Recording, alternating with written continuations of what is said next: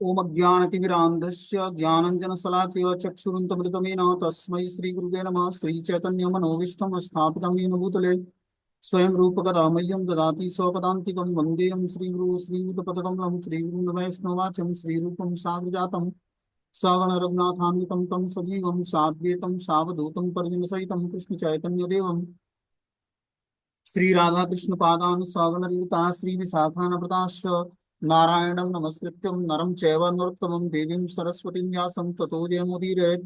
शृण्वतां स्वकथा कृष्ण पुण्यश्रवणकीर्तनं हृदयन्तस्तु विभद्राणि विदुनोति सुरसतां नष्टप्रायेषु भद्रेषु नित्यं भागवत सेवया भगवती उत्तम श्लोके भक्तिर्भवति नैष्टिकी तदा रजस्तमो भाव काम लोभादेश चेत एते निरावृतिं स्थित सत्ये प्रसदति एवं प्रसन्न मनसो भगवद्भक्ति योगता भगवत्तत्व विज्ञान मुक्तसन्नस्य जायते विद्यन्ते अर्जुन ग्रन्थि छिद्यन्ते सर्वसंशयं क्षीयन्ते चास्य कर्माणि दृष्ट्वा एवात्मैश्वरे धर्म प्रोजितो कैटप्पो नत्रो निर्मास्त्राणां सतां वेद्यं वास्त्रमत्र वस्तु सिद्धं तापत्रय उन्मूलनम् श्रीमद्भागवतं महामुनिकृतं किमुवापरेरीश्वरं संघो अवरुध्यति पृथिवी सुतक्षणात् निगम कल्पतरु गलितं फलम् सुखमुखाद्रविमिति संयुतं पिबत भागवतं रसमालयं मुहुर्को रसिका भूभावुक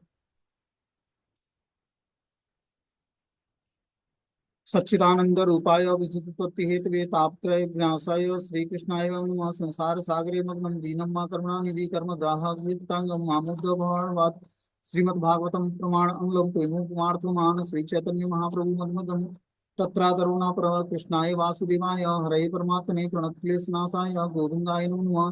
हे कृष्ण करुणा सिंधु दीनबंधु जगतपतये गोपेश गोपिकाकांत राधाकांत नमस्तुते तप्त कांचन गौरांगे श्री राधे वृंदावनेश्वरी वृषभानुसुते देवी प्रणमामि हरिप्रिये वाञ्छाकल्पतरुभ्यश्च कृपा सिन्धुभ्येव च पतितानां पावनेभ्यो वैष्णवेभ्यो नमः। जय श्री कृष्ण चैतन्य प्रभु नित्यानंद श्री अद्वैत गदाधर श्रीवासादि श्री गौर भक्तवृंद हरे कृष्ण कृष्ण कृष्ण हरे हरे हरे राम राम राम हरे हरे। इसमें आज हम लोग श्रीमद् भागवतम का स्कंद संख्या 4 अध्याय संख्या 4 और श्लोक संख्या 10 नंबर पढ़ना है। बोलते हैं यज्ञ हम सामरसम विपन्यम गिरा शिव द्विस्वम धूम धूमपथ पथ श्रमस्य स्वतेजसा भूतगणा समुत्थितानम निगृहम देवी जगतो अभिशृण्वन्तम। शिव के अनुसार भूतगण दक्ष को क्षति पहुंचाने अथवा मारने के लिए तत्पर थे, किंतु सती ने आदेश देकर उन्हें रोका। वे अत्यंत क्रुद्ध और दुखी थी। उसी भाव में वे यज्ञ के सकाम कर्मों की विधि की और तथा उन व्यक्तियों की जो इस प्रकार के अनावश्यक एवं कष्टकर यज्ञों के लिए गर्व करते हैं भर्त्सना करने लगी। उन्होंने सबों के समक्ष अपने पिता के विरुद्ध बोलते हुए इसकी विशेष रूप से निंदा की। जैसा हम लोगों ने स्टोरी सुना था, जब यज्ञ स्थल में सती देवी जाती हैं तो उनके पति शिव जी को कोई यज्ञ भाग नहीं दिया जाता है। बोलते हैं अरुद्र भागम तम तम वेक्ष चाधवर्म पिता च देवे कुतु हेलनम विभो अनादृता यज्ञ सदस्य धीश्वरी सुकोप लोकानिव दक्ष्यतिमृषाम। यज्ञ स्थल में जाकर सती ने देखा कि उनके पति शिव जी का कोई भी यज्ञ भाग नहीं रखे गए हैं। तब उसने यह आभास किया कि उनके पिता ने शिव को आमंत्रित नहीं किया है। उल्टे जब दक्ष ने शिव जी की पूज्य पत्नी को देखा तो उसने उसका भी आदर नहीं किया। अतः इससे वे अत्यंत क्रुद्ध हुई, यहाँ तक कि वे और अपने पिता को इस प्रकार देखने लगी मानो उसे अपने नेत्रों से भस्म कर देंगी। तो जब सती माता अपने मायके अपने पिता दक्ष के पास पहुंचती हैं दूसरे यज्ञ में, तो दक्ष ने इस बार भी पहले तो शिव जी को निमंत्रित नहीं किया था और दूसरे अपनी पुत्री जो है 16वीं पुत्री जो सबसे प्रिय पुत्री थी उसकी सती देवी, उसको भी देखकर प्रसन्न नहीं हुआ। और क्या हुआ और क्या नहीं किया उसने, यज्ञ में कोई भाग नहीं रखा शिव जी का। जैसे यज्ञ में सब सब देवताओं का भाग दिया जाता है, उनके नाम से यज्ञ में हवि डाली जाती है, लेकिन शिव नाम का उच्चारण करके ओम नमः शिवाय मंत्र का उच्चारण करके उसने कोई भी आहुति नहीं डाली यज्ञ में। ये देखकर जो है पार्वती सती जो है और दुखी होती है। अभी दक्ष की कन्या सती कहलाएंगी। अब ये जब शरीर त्यागेंगी तो फिर इनका जो शरीर जो है पार्वती, हिमालय की कन्या पार्वती बनेंगी और फिर भगवान शिव से उनका विवाह होगा। तो इस बार पिता ने इनका मतलब भगवान शिव के लिए कोई भी यज्ञ भाग नहीं रखा और न ही आमंत्रित किया। बोलते हैं वैदिक मंत्र स्वाहा का उच्चारण करते हुए जब अग्नि में आहुति डाली जाती है तो समस्त देवता मुनि और पितरों का, जिनमें ब्रह्मा शिव और विष्णु सम्मिलित हैं, सम्मान किया जाता है। परंपरा चली आ रही है, सम्मान पाने वालों में शिव जी एक माने जाते हैं। किंतु सती ने यज्ञ स्थल में उपस्थित होकर देखा कि ब्राह्मण लोग नमः शिवाय मंत्र का उच्चारण करके शिव को आहुति नहीं दे रहे हैं। वे अपने लिए दुखी न थी, क्योंकि वे अपने पिता के घर बिना बुलाए आने को तैयार थी। किंतु वह यह देखना चाहती थी कि उनके पति का आदर किया जा रहा है या नहीं। अपने संबंधियों, अपने बहनों तथा माताओं से भेंट करना उतना महत्वपूर्ण नहीं था, क्योंकि जब उसकी माता और बहनों ने स्वागत सत्कार किया तो सती ने उसकी परवाह नहीं की, क्योंकि उन्हें लगा कि यज्ञ में उसके पति का अपमान हो रहा है। अतः जब उन्होंने उस अपमान को स्वयं देख लिया, वे अत्यधिक क्रुद्ध हुई और पिता को इतने रोष से देखा मानो दक्ष को दृष्टि से भस्म कर देगी। तो इस तरह से सती देवी अपने मायके पहुंचती हैं दक्ष यज्ञ में। ठीक है ना, ये दक्ष दूसरी बार यज्ञ कर रहा था। पहली बार भगवान शिव का अपमान करके और जो है सभा में बहुत ही बेइज्जती किया भगवान शिव का, और भगवान शिव रुष्ट होकर चले गए वहां से। दूसरी बार भी प्रजापति होने के कारण विश्व के कल्याण के लिए उसने, ब्रह्मांड के कल्याण के लिए दूसरी बार फिर से यज्ञ शुरू किया। लेकिन इस बार न तो शिव जी को आमंत्रित किया, न इस सती को आमंत्रित किया, जो शिव जी की पत्नी है, उनको भी आमंत्रित नहीं किया। सती ने बिना दक्ष के आमंत्रण के यज्ञ में पार्टिसिपेट किया, जबकि शिव जी मना किया था उन्हें। लेकिन शिव के विपरीत जाकर और जो है दक्ष के वहां, अपने मायके में दक्ष के वहां यज्ञ में सम्मिलित होने के लिए उपस्थित हो गए। देखती क्या है कि भगवान शिव का कोई अंश नहीं है। यज्ञ तो हो रहा है, लेकिन भगवान शिव के नाम से कोई हवि नहीं डाली जाती है यज्ञ में। ये देखकर उनको और क्रोध आ जाता है, और वो अपना अपमान समझकर अत्यधिक क्रुद्ध होती हैं। किसका अपमान समझकर? भगवान शिव का अपमान समझकर। बोलती चलो हमें अपमानित किया दक्ष ने, वो बात मैं मतलब समझ जाती हूँ, और उस बात को मैं स्वीकार करती हूँ। चलो मैं पुत्री हूँ, लेकिन जो दामाद है इस घर का, उसका अपमान मुझे बर्दाश्त नहीं होगा। और इस तरह से रोष दिखाती हैं, और जैसे दृश्य ऐसी करती हैं जैसे दक्ष को भस्म कर देंगे अपने नेत्रों से। शिव के अनुसार भूतगण दक्ष को क्षति पहुंचाना अथवा मारने के लिए तत्पर हो गए। पार्वती मैया के सती मैया के साथ शिव जी के बहुत सारे अनुचर आए थे उनके साथ। वो सारे जो है जब देखते कि भगवान शिव का कोई अंश नहीं है यज्ञ में, जो कि महादेव हैं, सारे देवताओं को यज्ञ में हवि डाली जा रही है सबके नाम से, इंद्र चंद्र वरुण सबके नाम से, लेकिन शिव जी जो महादेव हैं उनके नाम से कोई यज्ञ में हवि नहीं डाली जा रही। यह देखकर सारे भूत गण दक्ष को क्षति पहुंचाने अथवा मारने के लिए तत्पर हो गए। किंतु सती ने आदेश देकर उन्हें रोका। वे अत्यंत क्रुद्ध और दुखी थी। उसी भाव से वे यज्ञ के सकाम कर्मों की विधि तथा उन व्यक्तियों की जो इस प्रकार के अनावश्यक एवं कष्टकर यज्ञों के लिए गर्व करता है, भर्त्सना करने लगी। तो क्या करती हैं सती मैया जो है, दक्ष की भर्त्सना करती हैं कि तुम ऐसे सकाम कर्मों की विधि को स्वीकार करके जो यज्ञ कर रहे हो, और जो है ये सब अनावश्यक और कष्टकर यज्ञ है, इसके लिए तुम्हें गर्व नहीं करना चाहिए। उन्होंने सबों के समक्ष अपने पिता के विरुद्ध बोलते हुए उसकी विशेष रूप से निंदा की। इस तरह से क्या करती हैं, दक्ष की विशेष रूप से निंदा करती हैं, क्योंकि उसने शिव का कोई अंश नहीं रखा यज्ञ में। बोलते हैं यज्ञ करने का विधान विशेष रूप से विष्णु को प्रसन्न करने के प्रयोजन से होता है, जो यज्ञेश्वर कहलाते हैं। क्योंकि समस्त यज्ञों के फल के भोक्ता वे ही हैं, भगवान ही समस्त यज्ञों के फलों के भोक्ता हैं। इसलिए भगवत गीता के 5वें अध्याय के 29वें श्लोक में बोला गया है, भोक्तारम यज्ञ तत्साम सर्वलोक महेश्वरम सुहृदम शांत सुहृदम सर्वभूतानाम ज्ञात्वा माम शांति मुच्यते। कि भोक्तारम यज्ञ तत्साम सर्वलोक महेश्वरम, सारे यज्ञों के परम भोक्ता कौन है? सर्वलोक महेश्वर भगवान विष्णु, मतलब कृष्ण है। तो जो भी यज्ञ संपन्न किया जाता है, या जो भी दान दिया जाता है, या जो भी यज्ञ तपस्या दान जो भी किया जाता है, वो भगवान विष्णु को अल्टीमेटली ऑफरिंग होता है। जो देवी देवताओं को भी हम हवि डालते हैं या यज्ञ करते हैं, वो अविधि पूर्वकम भगवान को ही ऑफरिंग होता है। मतलब वो अविधि पूर्वक है, विधि पूर्वक नहीं है। लेकिन जो यज्ञ डायरेक्टली भगवान की प्रसन्नता के लिए, यज्ञेश्वर भगवान विष्णु की प्रसन्नता के लिए की जाती है, उसका मात्र एक उद्देश्य क्या होता है? भगवान को प्रसन्न करना। और समस्त यज्ञों के फलों के भोक्ता ही भगवान कृष्ण है, विष्णु है। बता रहे हैं कि अल्प ज्ञानी लोग इस तथ्य को न जानने के कारण किसी भौतिक लाभ के हेतु यज्ञ करते हैं। शिव को वैष्णव में अग्रगणी माना जाता है, वैष्णव नाम यथा शंभु।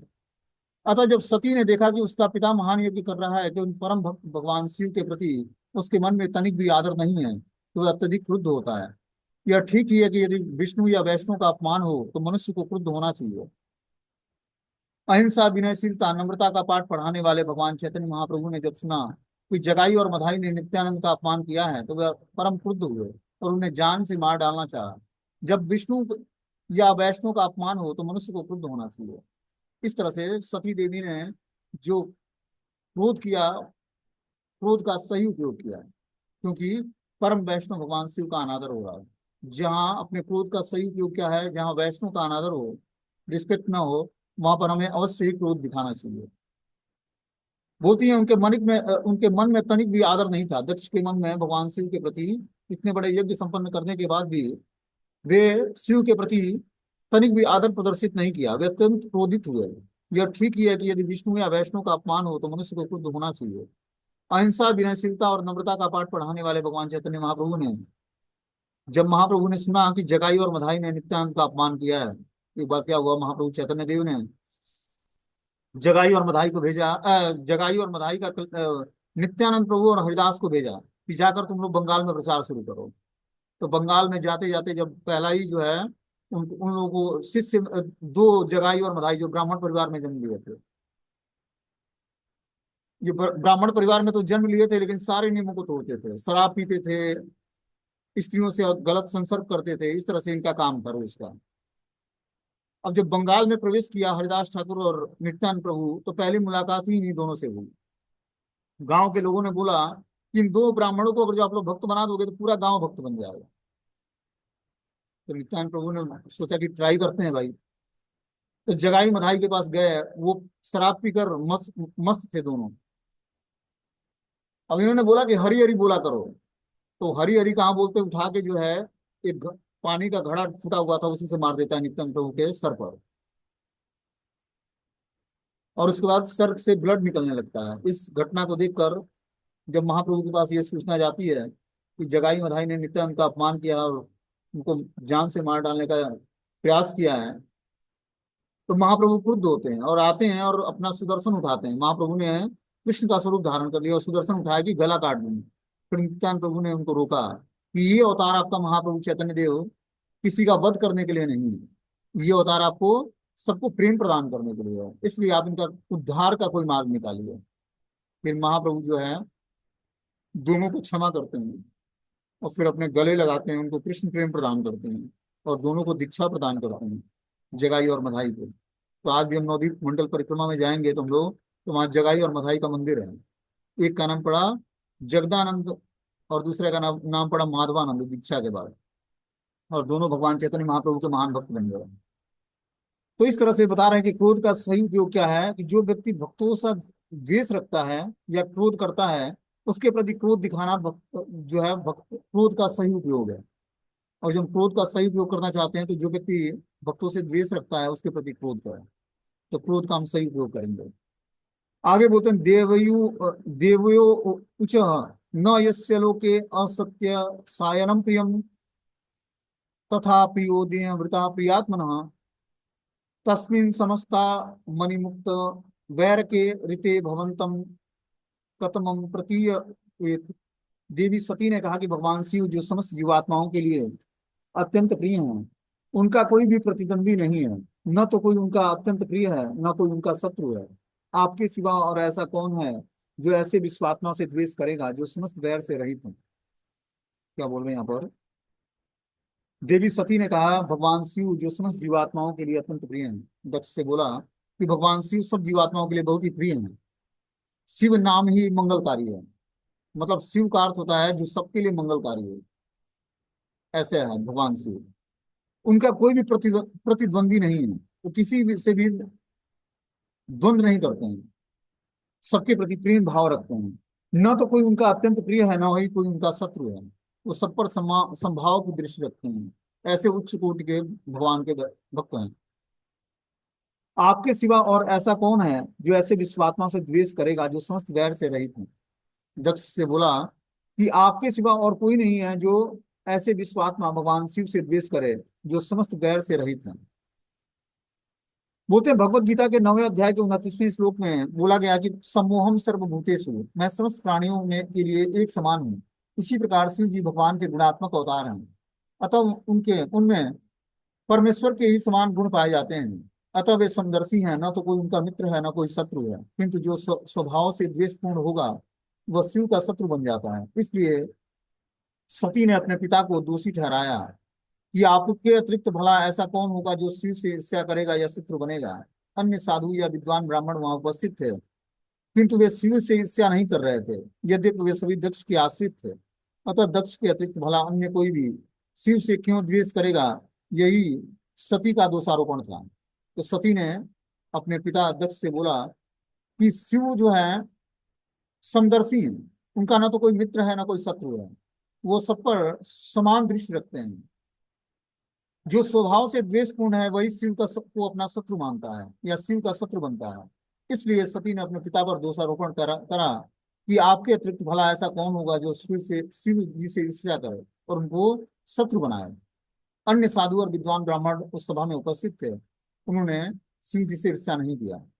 और इस तरह से, जबकि वो दक्ष के आश्रित थे सारे ब्राह्मण, लेकिन उस सभा में होने के बाद भी किसी ने शिव से ईर्ष्या नहीं किया। दक्ष के अतिरिक्त भला अन्य कोई भी शिव से द्वेष क्यों करने लगे, यही सती का दोषारोपण था।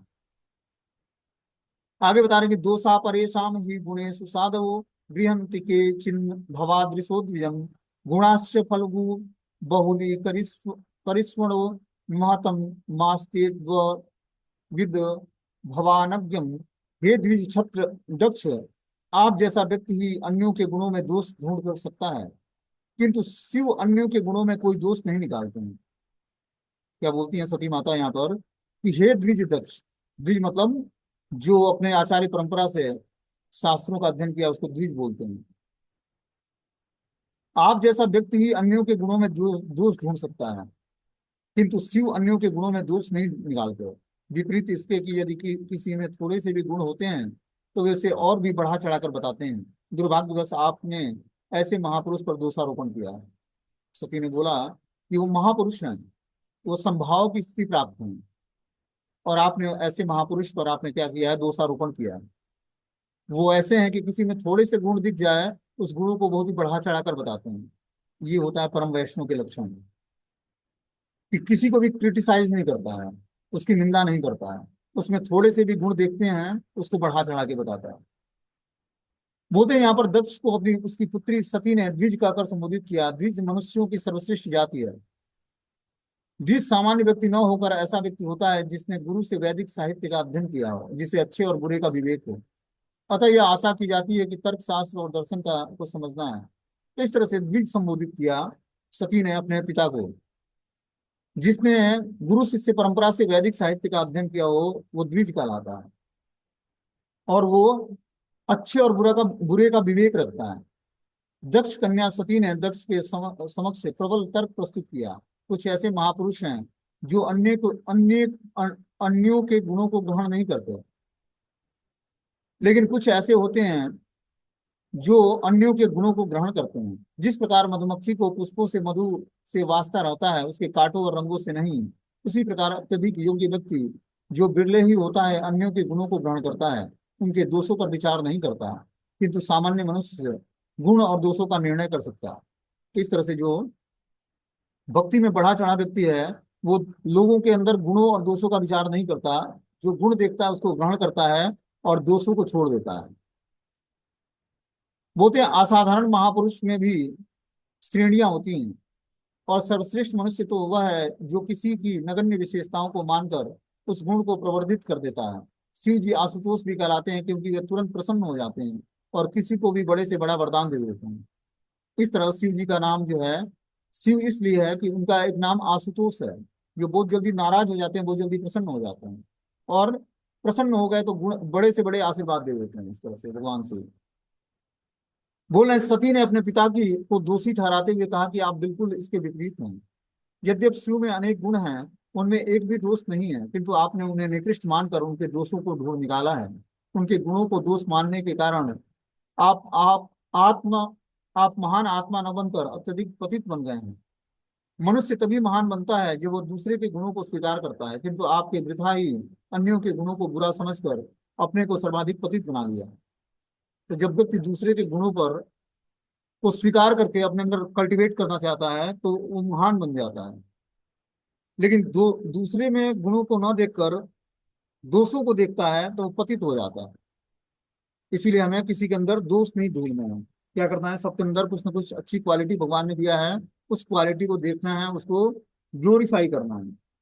बोलते हैं जिस लोगों ने इस नश्वर भौतिक शरीर को ही आत्म रूप मान लिया रखा है, उसके लिए महापुरुषों की निंदा करना कोई आश्चर्य की बात नहीं है।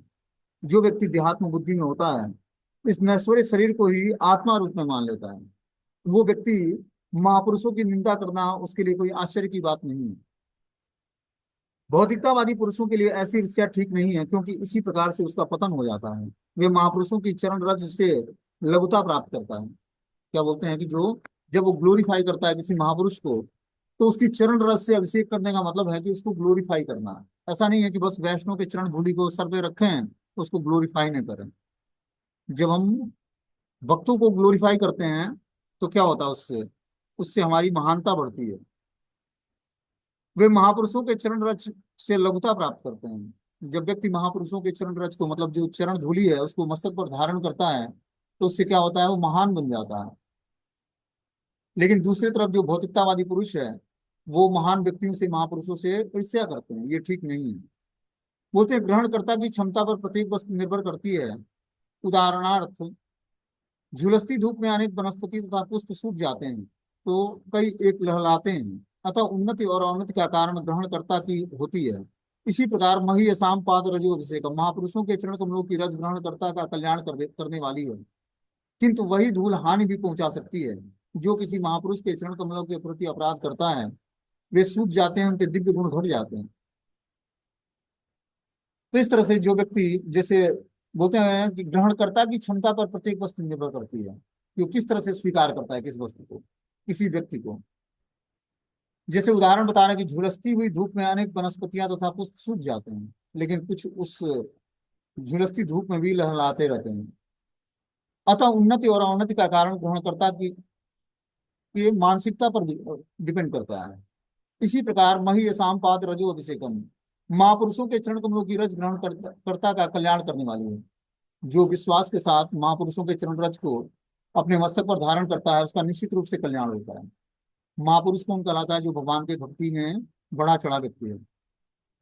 ऐसे भक्तों के चरण धूलि को जो ग्रहण करता है, बता रहा है कि उसका कल्याण निश्चित है, किंतु वही धूल हानि भी पहुंचा सकती है। जो किसी महापुरुष के चरण कमलों के प्रति अपराध करते हैं, वे सूख जाते हैं और उनके दिव्य गुण घट जाते हैं। और जो कोई व्यक्ति उस महापुरुष के चरणों के प्रति अपराध कर देता है, एक होता है कि उसकी चरण धूलि लेकर मस्तक पर लगाना, उनकी आज्ञाओं का पालन करना। दूसरा है कि उनके के प्रति, चरण कमलों के प्रति अपराध करना। तो ऐसा व्यक्ति सूख जाता है और उसके दिव्य गुण घट जाते हैं, उसकी भक्ति जो है सूख जाती है, नष्ट हो जाती है। महापुरुष अपराधों को क्षमा कर सकते हैं, किंतु कृष्ण उस महापुरुष के चरण कमलों की धूलि के प्रति किए गए अपराध को क्षमा नहीं करते हैं। हो सकता है कि वो महापुरुष क्षमा कर दे, लेकिन कृष्ण क्षमा नहीं करते हैं। और जो आपको लगे कि किसी वैष्णव के प्रति अपराध हुआ, भगवान के भक्त के प्रति, तो तुरंत उससे माफी मांगनी चाहिए। ये बहुत ही महान गुण है। जब तक हम माफी नहीं मांगेंगे, तब तक जो है भगवान उसको क्षमा नहीं करेंगे। हो सकता है वो वैष्णव एलिवेटेड हो, उसने ध्यान न दिया हो।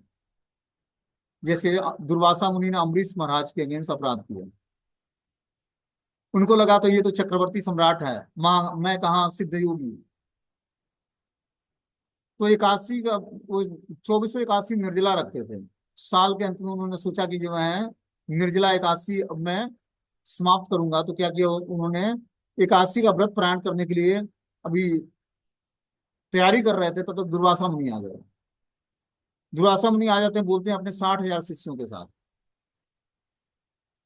अब अम्बरीश महाराज चक्रवर्ती सम्राट थे, उनके लिए यही मर्यादा थी कि वो क्या करें, पहले दुर्वासा मुनि को भोजन कराएं, ब्राह्मण है, वो ऋषि हैं, उसके बाद स्वीकार करें प्रसाद अपनी, एकादशी व्रत प्राण करें। तो दुर्वासा मुनि आते हैं, बोलते हैं मैं अभी यमुना स्नान करके आता हूँ, फिर मैं प्रसाद स्वीकार करूंगा। अब यमुना स्नान करने जाते हैं, वो लेट होने लगता है, व्रत टाइम का, प्राण का टाइम निकलने लगता है। तो अम्बरीश महाराज ने निर्जला एकादशी रखा था, तो उन्होंने ब्राह्मणों की सलाह से थोड़ा थोड़ा सा जल स्वीकार कर लिया कि एकादशी, ब्राह्मणों ने बोला कि जल स्वीकार करोगे तो एकादशी मतलब व्रत पारायण हो भी जाएगा और नहीं भी होगा, क्योंकि आपने निर्जला रखा है। तो जल से आप व्रत खोलोगे तो व्रत पूर्ण माना जाएगा। और अगर जो जल से व्रत खंडित भी नहीं होता है और पूर्ण भी माना जाता है जो व्यक्ति निर्जला रखता है। इस तरह से ब्राह्मणों की सलाह से उन्होंने क्या किया, जल स्वीकार कर लिया। लेकिन ये बात दुर्वासा मुनि, चूंकि योग में सिद्ध पुरुष थे वो, उनको पता लग गया कि हमें बिना कुछ प्रसाद खिलाए और इसने एकादशी व्रत का पारण कर लिया। तो आते ही क्रोध से बगुला हो गया और क्या करते हैं, अपने जटा से एक बाल के को उखाड़ते हैं और धरती पर पटकते हैं। उससे कृत्या राक्षसी उत्पन्न होती है और अम्बरीश महाराज को मारने के लिए दौड़ती है। तो अम्बरीश महाराज भगवान के इतने महान भक्त थे कि उनको स्वयं सुदर्शन उनकी रक्षा करता था, जो भगवान का चक्र है। वो उस कृत्या को दौड़ाता है, कृत्या को तो जला देता है और इनको दुर्वासा मुनि को मारने के लिए दौड़ा देता है। अब दुर्वासा मुनि भागते भागते जो है सारे देवी देवताओं के पास जाते हैं, अंत में ब्रह्मा और शिव जी के पास जाते हैं। सबने मना कर दिया कि आप जिसका ये चक्र है उसके पास जाओ, और सशरीर वैकुंठ चले जाते हैं। भगवान विष्णु ने बोला कि जिस वैष्णव के प्रति अपराध किए हो उससे जाकर क्षमा मांगो, तब ये सुदर्शन तुम्हारा पीछा छोड़ेगा। और इस तरह से वो जाकर फिर से अम्बरीश महाराज 1 साल तक वेट करते हैं उनका, और फिर जाकर व्रत पारायण करते हैं। पहले दुर्वासा मुनि आते हैं, चरणों में गिरकर माफी मांगते हैं। तब उनको लगा कि भक्त की महिमा क्या है, कहाँ वो सिद्ध योगी और कहाँ ये चक्रवर्ती सम्राट घर परिवार में रहने वाले व्यक्ति। तो भगवान की भक्ति कोई बाधित नहीं है घर परिवार में रहने वाले व्यक्ति को। हो सकता है परिवार में रहते हुए सब कुछ कार्य करते हुए भगवान का महान भक्त हो और एक सिद्ध योगी हो और वो भगवान की भक्ति में उतना बढ़ा चढ़ा ना हो। तो डिपेंड करता है अपनी भक्ति के स्टैंडर्ड पे कि कौन सा व्यक्ति भगवान के कितने करीब है। भगवान ये नहीं देते कि तुम गृहस्थ हो कि वानप्रस्थी हो कि सन्यासी हो कि ब्रह्मचारी हो। भक्ति जो है हृदय से हृदय का ट्रांसफॉर्मेशन है, कि आपके हृदय में भगवान की भक्ति कितनी है इस पर डिपेंड करती है। हाँ, गृहस्थों के पास थोड़ी सी सुविधाएं कम होती है भक्ति करने के लिए, और जो वानप्रस्थी है, सन्यासी है या ब्रह्मचारी है उसके लिए थोड़ी सी भगवान की भक्ति करनी आसान होती है, क्योंकि वो उतने बंधन में नहीं होते। बस इतना ही अंतर है। यहाँ पर बता रहे हैं कि सामान्य अल्प ज्ञानी ऐसे ही त्रुटि करते हैं और देहात्म बुद्धि में से काम लेते हैं। इस प्रकार वे महात्माओं के चरणों के प्रति अधिकाधिक अपराध करते जाते हैं। जो जीवन के प्रति ऐसी विचारधारा रखता है वो गायों और गधों जैसे पशुओं की श्रेणी में गिना जाता है। जो ऐसे व्यक्ति हैं जो इस तरह की मानसिकता रखते हैं अपराधपूर्ण, वो गायों और गधों की श्रेणी में रखे जाते हैं। आगे इसमें बता रहे हैं कि यद अक्षरम नाम गिरीरितम नृणाम सकृत प्रसंगा दगमासु हंतितम पवित्र कीर्ति तम लज्ञ शासनम भवानहो द्वेष्टि शिवम शिवेतरम। सती ने आगे कहा कि हे पिता, आप शिव से द्वेष करके घोरतम अपराध कर रहे हैं, क्योंकि उनका जो 2 अक्षर शिव तथा व वाला नाम मनुष्य को समस्त पापों से पवित्र करने वाला है। उनके आदेश की सभी उपेक्षा नहीं होती। शिव जी सदैव शुद्ध हैं और आपके अतिरिक्त अन्य कोई उनसे द्वेष नहीं करता है। बोलती हैं सती माता कि जो शिव शिव शब्द है वो मनुष्य के सब पापों को नष्ट करने वाला और मनुष्य को पवित्र करने वाला है। इतना पवित्र नाम है शिव का। उनके आदेश का कोई भी उल्लंघन नहीं करता है। सारे देवी देवता या और सारे मनुष्य उनके आदेश का पालन करते हैं, इसीलिए उनका नाम महादेव है। शिव जी सदैव शुद्ध अवस्था में हैं और आपके अतिरिक्त अन्य कोई उनसे द्वेष नहीं करता है। तो शिव जी की स्थिति बहुत ही उत्कृष्ट है भगवान की भक्ति में, और उनकी स्थिति बहुत ही सुपीरियर है। तो ऊपरी दृश्य से लगता होगा कि मृग चर्म लपेटे हैं, खोपड़ी की माला धारण करते हैं, हड्डियों की, कंकाल की, शरीर पर चिता का भस्म लगाते हैं। इसलिए लगाते हैं कि भूत प्रेत जो है, जो सांसारिक व्यक्ति है उनको परेशान न करें, उनसे आशीर्वाद लेने की कामना न करें। इस कारण से वो करते हैं कि मैं अपने साधन भजन में कोई विपत्ति न डाले, इसलिए वो ऐसा करते हैं। क्योंकि इस भौतिक जगत के प्राणियों में शिव ही सबसे महान आत्मा है, अतः जो लोग देह को आत्मा मानते हैं उनके लिए उनका नाम परम कल्याणकारी है। जो व्यक्ति भी देहात्म बुद्धि में है वो शिव का नाम भजन करके धीरे धीरे देहात्म बुद्धि से ऊपर उठ जाता है और उसको बहुत ही कल्याण का मार्ग खुल जाता है। यदि ऐसे लोग शिव जी की शरण ग्रहण करें तो क्रमशः समझ सकेंगे कि वे देह नहीं वरना आत्मा है। शिव जी की शरण ग्रहण करने मात्र से व्यक्ति देहात्म बुद्धि से ऊपर उठ जाएगा और अपने को आत्मा के रूप में स्वीकार करेगा। शिव का अर्थ है मंगल, शरीर के भीतर आत्मा मंगल है। अतः ब्रह्मास्मि अहम ब्रह्मास्मि, मैं ब्रह्म हूँ, यह अनुभूति शुभ मानी जाती है। जब तक कोई अपनी पहचान आत्मा से नहीं करता तब तक वो जो कुछ भी करता है वो अशुभ होता है। शिव का अर्थ है मंगलकारी, और शिव के भक्त धीरे धीरे आत्मबोध के पद को प्राप्त होते हैं। जब व्यक्ति शिव जी की शरण ग्रहण करता है और उनका नाम जप करता है, तो धीरे धीरे वो आत्मा के स्तर पर ऊपर उठ जाता है और वो मंगलकारी बन जाता है। शिव का अर्थ ही मंगलकारी है, क्योंकि शिव जी के भक्त भी आत्मबोध के पद को प्राप्त कर लेते हैं। आगे इसमें बता रहा है कि यद पाद पद्म महताम मनो अलिब्धिम निर्सेवितम ब्रह्म रसा स वा दिविम लोकस्य यद्वस्वतिम चा शिशो अर्थिनम स अस्तमे भवान दुहत्ति विश्व बंधने बंधवे। आप उस शिव से द्रोह करते हैं जो तीनों लोकों के समस्त प्राणियों के मित्र हैं। वे सामान्य पुरुषों की समस्त इच्छाओं को पूरा करने वाले हैं और ब्रह्मानंद की खोज करने वाले उन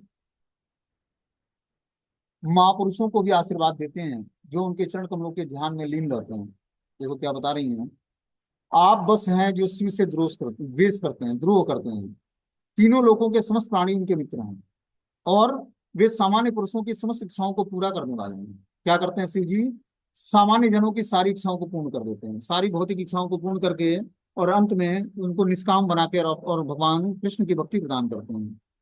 वे दिव्य आनंद की खोज करने वाले महापुरुषों को भी आशीर्वाद देते हैं। जो दिव्य आनंद चाहिए, तो ऐसे व्यक्ति जो खोज करते हैं दिव्य आनंद के लिए, ब्रह्मानंद के लिए, ऐसे महापुरुषों को भी आशीर्वाद देते हैं, उनके चरण कमलों के ध्यान में लीन रहते हैं। तो जो व्यक्ति भगवान शिव के चरण कमलों का ध्यान करता है, उसको परम दिव्य आनंद की प्राप्ति भगवान शिव के आशीर्वाद से प्राप्त होता है, और धीरे धीरे वो कृष्ण के प्रति प्रेम विकसित कर पाता है। क्योंकि भगवान शिव जो है परम वैष्णव आचार्य हैं, इनकी कृपा से ही हमें कृष्ण भक्ति प्राप्त होती है। तो हम जहां भी शिव को देखें, भगवान शिव को, वहीं पर हमें प्रणाम करना चाहिए और उनसे आशीर्वाद की कामना चाहिए, करनी चाहिए कि हमें कृष्ण भक्ति प्रदान करिए आप। प्रणाम मंत्र क्या है? वांछा कल्पतरुभ्यश्च कृपा सिंधुभ्यो च पतितानां पावनेभ्यो वैष्णवेभ्यो नमः। ये उनका प्रणाम मंत्र है। दूसरा प्रणाम मंत्र है क्षीरम यथा दधि विकार विशेष योगात् संजायते नहि पृथगस्तु हेतु यह संभूताम अपि तथा समुपेते कायात् गोविंद आदि पुरुषम तम हम भजामि। इस प्रणाम मंत्र से ये भगवान ब्रह्मा जी ने ये श्लोक गाया है ब्रह्म संहिता में, उनको प्रणाम किया भगवान शिव को। तीसरा श्लोक है कर्पूर गौरम करुणावतारम संसार सारम भुजगंधहारम सदा वसंतम हृदयारविंदे भवम भवानी सहितम नमामि। इस तीन मंत्रों से हम भगवान शिव को प्रणाम कर सकते हैं। तो भौतिक संसार के संचालक हैं, इष्ट आराध्य हैं। माता दुर्गा और भगवान शिव ही पूरे भौतिक संसार को चलाते हैं। बोलते हैं सामान्य रूप से मनुष्यों की दो श्रेणियां हैं। एक तो वे जो नितांत भौतिकतावादी हैं, भौतिक संपत्ति के कामी हैं, शिव की पूजा करने से जिनकी इच्छाएं पूरी होती हैं। आशुतोष होने के कारण शिव जी सामान्य जनों की भौतिक इच्छाओं को पूरा करने वाले हैं। अतः यह देखा जाता है कि सामान्य जन उनकी पूजा करने में विशेष तत्पर रहते हैं। दूसरे वे लोग हैं जो भौतिक जीवन से उब गए हैं, वे मोक्ष पाने के लिए शिव जी की पूजा करते हैं, जिसका अर्थ है देहात्म बुद्धि से मुक्ति। तो मनुष्यों की भी दो कैटेगरी, एक तो नितांती भौतिकतावादी व्यक्ति है, उसको पूजा पाठ संपत्ति से कुछ लेना देना नहीं, वो बस भौतिक संपत्ति का काम है, उसको चाहिए धन चाहिए बस। शिव जी की पूजा करने से जिसकी इच्छाएं पूरी हो जाती हैं, शिव जी उसको आशीर्वाद देते हैं धन के लिए। आशुतोष होने के कारण शिव जी सामान्य जनों की भौतिक इच्छाओं को पूरा करने वाले होते हैं। अतः यह देखा जाता है कि सामान्य जन उनकी पूजा करने में विशेष तत्पर रहते हैं।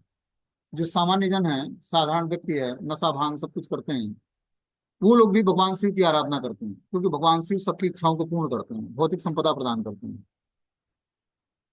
अतः यह देखा जाता है कि सामान्य जन भी उनकी पूजा विशेष रूप से तत्पर होकर करते हैं। दूसरे वे लोग जो भौतिक जीवन से उब गए हैं, वे मोक्ष पाने के लिए शिव जी की पूजा करते हैं। जो भौतिक जीवन से उब गए हैं पाप कर्मों से, वो मोक्ष पाने के लिए भगवान शिव की आराधना करते हैं कि काशी में जाकर भगवान शिव के धाम में शरीर त्याग करूंगा तो क्या होगा, मोक्ष मिलेगा। ऐसी कुछ लोगों की अवधारणा है कि हरिद्वार में, काशी में, या ज्योतिर्लिंग जहां पर है भगवान शिव का, वहां पर कोई व्यक्ति शरीर त्याग करता है तो उसको अपने पाप कर्मों से मुक्ति मिल जाती है।